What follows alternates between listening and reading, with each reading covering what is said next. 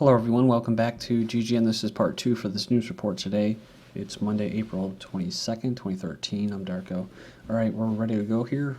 We're kind of leaving off with Israel and that. Hagel finishes arms deal with the Zionist entity. The Pentagon chief Chuck Hagel, who is supposedly an anti-Zionist, anti-Israel, racist bigot, met his Israeli counterpart, Mr. Yalan, on Monday to put the finishing touches on a major arms deal and for talks on serious crisis in the Iranian nuclear program. I believe this Mashi Yalan guy was actually up for basically human rights violations. He was like they called him the Butcher, I think his nickname is. So, speaking at a joint news conference, the Zionist entity Hagel confirmed the two sides had finalized details of a multi-billion-dollar arms deal, which will see the Zionists receiving an impressive package of advanced U.S. missiles and aircraft, saying that we took another significant step in the U.S.-Israeli defense relationship, says Hagel. Says reiterated Washington's ironclad pledge to ensure Israel's military edge in the region. So it's interesting because this Yalan admitted that the Zionists had already acted to stop what he said was providing Hezbollah and other resistance groups with advanced Syrian munitions. So when you see like in Istanbul when they were talking about Hezbollah being a threat, that's coming directly from Israel. I mean, so when I talk about Zionists run this and that, there's some truth to it, because usually whatever they're bitching about or griping about or whatever they want will come up in these meetings and summits by people like John Kerry or Chuck Hagel or whoever, right? Israel says drones to eventually replace manned aircraft. Military industries to shift to drone-based air force within 40 to 50 years, probably a lot sooner than that. There's one video I put up there called the drone-based economy. A high-ranking, like I said before, though, it's like a Viking economy, right? We pillage and plunder. We don't really actually produce that much. High-ranking Israeli Air Force officer said Israel aims to develop drones that can execute nearly every battlefield operation performed today by piloted aircraft. Just recently, Hagel actually shot down the idea or concept or proposal for basically drone pilots to receive these medals. They're actually higher than the Purple Heart. I don't think it's all that brave. I think a guy that's in the, somewhere on the ground, in the field, taking shrapnel or risking his life with IEDs and stuff, probably deserves a higher recognition than someone that sits in a basement pushing buttons like it's a video game. Kerry pushes Turkey-Israel rapprochement. So we already covered this. And basically the U.S. saying that Iran has the right, or Israel has the right to strike Iran. So they're saying they're backing them if they want to do it. But, who knows? Can they actually do it without the U.S.? Hagel says Israel has the right to decide to attack Iran. Arms deal to Israel is a clear signal to Iran. So they say that the U.S. and Israel both feel exactly the same about Iran's civilian nuclear program, adding that Israel has a right to attack Iran whenever it decides it wants to. Russian Navy warships dock in southern Iran. A group of Russian Navy warships has docked at the southern Iran port city of Bandar Abbas after a long journey from the Pacific Ocean. Russia's North Caucasus rebels deny link to Boston bombings. This says the rebels in Russia's North Caucasus region denied any link to the April 15th attack on the Boston Marathon in a statement posted on the Dagestani.com website. Says the Caucasian Mujahideen are not fighting with the United States of America. That's interesting, right? Why? Because they're being backed and funded by the United States of America. That's very well known to most people that don't watch television every day. We are at war with Russia, which is responsible not only for the occupation of the Caucasus, but also for the heinous crimes against Muslims. Yeah, see, the Chechens, or they call them Chechens, but they're kind of like Al-Qaeda. They have their own Al-Qaeda leader, like a bin Laden, farce, fake, whatever, asset, CIA asset. They have that same type person and setup outside Russia. The West does. Chechen terrorist networks trace back to the U.S. State Department. So it says here that with latest developments regarding the suspects identified in the bombing, it says here reports of alleged perpetrators, Chechen's heritage, are being used by the whole mainstream media to draw connections between the bombing and Islamic terrorism. So, but it goes on here and it says it was stated in the New York Times article back in 2001, War on Terror cast Chechen conflict in new light, saying the guerrillas are basically financed by a web of Islamic charities, banks, and other organizations. On one hand, Wahhabi takeover here, like much of the Chechen war, was clearly propelled by outside support. Says residents say the Wahhabis also had ties to notorious training camps that indoctrinated Chechens and foreigners alike in Islamic militancy and military tactics. There are strong indications that the camp and its leader, that's the one I was talking about, a guerrilla from the Mideast known as Khattab, has ties to Osama bin Laden and Al-Qaeda. There you go.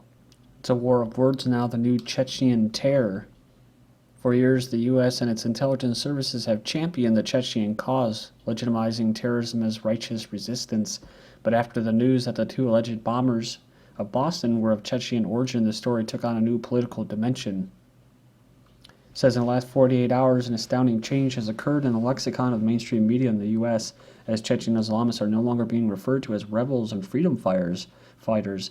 In the wake of the news that Chechens were involved in the bombing, an assertion that has not actually been proven, despite media have already convicted the Tsarnaev brothers and killed one of them, made one of them not even able to speak, the language immediately shifted. The use of the word rebels is a clever propaganda ploy to used to legitimize their cause in the minds of readers. Portraying a terrorist war is simply a resistance struggle or civil war. You have here the Chechen terrorists and the Neocons. It goes on here, says less discussed was the history of the U.S. neoconservatives, or Ziocons, or Christian Zionists, supporting Chechen terrorists as a strategy to weaken Russia's ex-FBI agent Colleen Rowley recalls. It says, I almost choked on my coffee listening to the neocon Rudy Giuliani claim on national TV that he was surprised about any Chechens being responsible for the Boston bombings because he's never seen any indication that Chechen extremists harbored animosity towards the U.S. Giuliani thought that they were only focused on Russia. He knows full well that Chechen terrorists proved useful to the U.S. in keeping pressure on the Russians, much as the Afghan Mujahideen were used in the anti-Soviet war in Afghanistan from 80 to 89. It says, in fact, many neocons signed up as Chechens' friends, including former CIA Director James Woolsey. It says this ACPC, basically the American Committee for Peace in Chechnya, that refers to these people as distinguished Americans, such as was it Richard Pearl and all the same old gang. They say that they sanitized the word Chechnya to Caucasus, rebranded itself. The American Committee for Peace in the Caucasus. This came out April 19th. This was all the news that was streaming out of the rear end of the propaganda machine known as the AP and Reuters and mainstream media. That, what? Because most people never heard of it probably, right? Russia's Caucasus, breeding ground for terror. That's when I started to add it up, right? I put that one video out on Friday, my thoughts, because I was like, oh, okay, yeah, Russia. They're bringing it home to Russia's doorstep. That's what we've already covered before. But I think it was a lot of covering up the tracks. They were realizing that people were starting to question and be very skeptical of this whole narrative and story. That's why they tried to kill both of them so they couldn't talk and blame it on them. Militants from Chechnya and other restive provinces in Russia's volatile North Caucasus have targeted Moscow and other areas with bombings. But it turns out that the suspects in the Boston bombings are linked to those insurgencies. It would make the first time, or mark the first time, the Russian conflict has spawned a major terror attack in the U.S. Then you got this article. Did brothers' Chechen origins play a role? Then we have Boston investigation turns towards a Dagestani terrorist. So most people never heard of Dagestan, I'm sure of it. Moving on here, Russia sought FBI's help in 2011 to probe Boston suspect. Russia asked the FBI in early 2011 to investigate Boston bombing suspects, Tsarnaev brothers, out of concern he had embraced radical Islam and was going to travel to Russia to join underground groups, U.S. law enforcement sources said on Saturday. The Russia's Federal Security Service, FSB, made a request for checks on the brothers one were the brothers who was killed after a shootout with police. So to help with the investigation of its own, a U.S. government source said, but of course they wouldn't work with them because what? It was supposed to be used against them, so against Russia.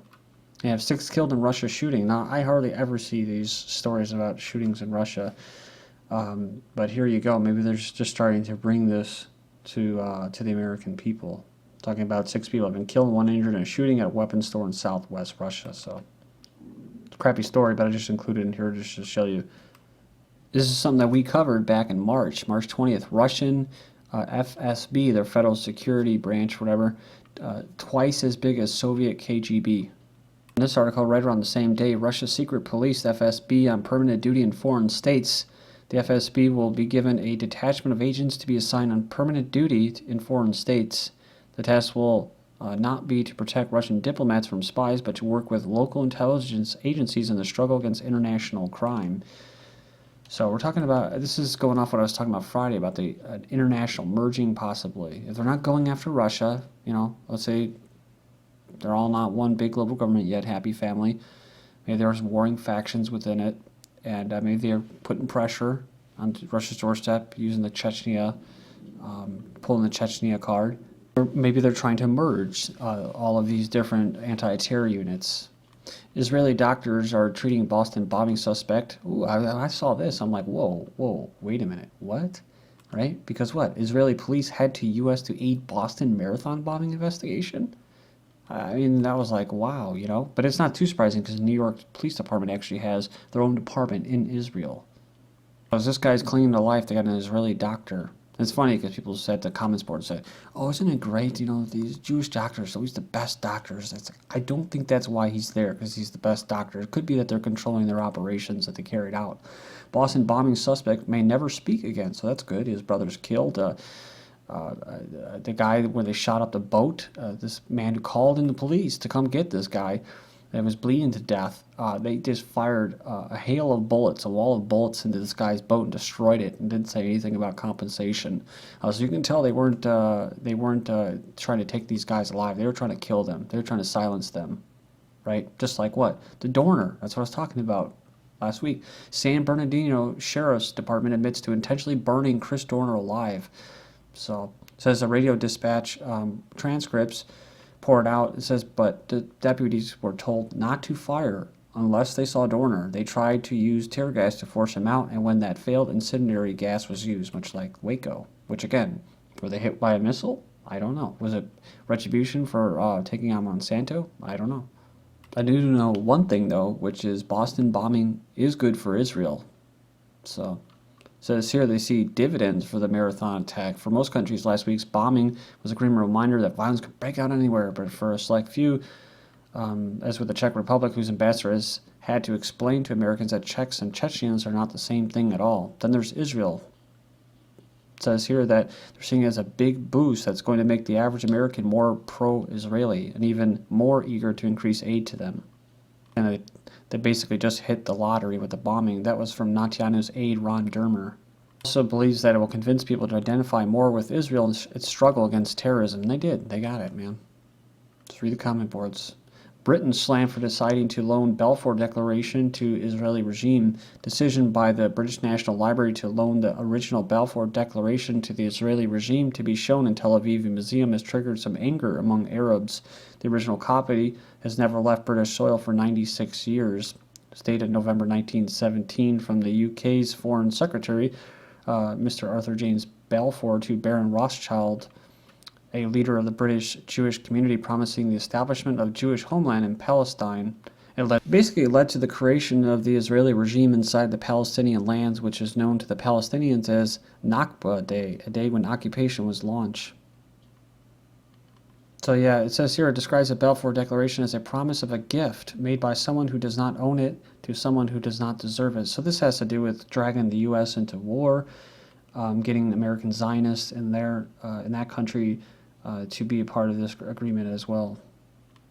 G4S private security company quits Israeli West Bank operations. Amidst protests against its involvement in the settlements or occupation, most Israeli Jews would annex part of West Bank, says 80% support expanding Israeli sovereignty. U.S. foreign strategy is to create a new global order, according to the Russians, on why Washington's establishment of two giant economic coalitions is pushing Moscow to develop a new strategy. So the globalists created this situation where they stole a lot of money. Brzezinski, EU-U.S. trade pact can halt West's decline. So they're saying this is going to counterbalance Chinese power, which they completely built up too. So he's talking about democracies. Trans-Pacific Partnership will undermine democracy and empower transnational corporations. Never let a good crisis go to waste. Merkel says Euro members must be prepared to cede sovereignty. We seem to find common solutions when we are staring over the abyss. A recent train plot in Canada leads the government to basically clamp down on civil liberties. It was part of a cross-border operation involving Canadian law enforcement and the U.S. FBI. Thank you.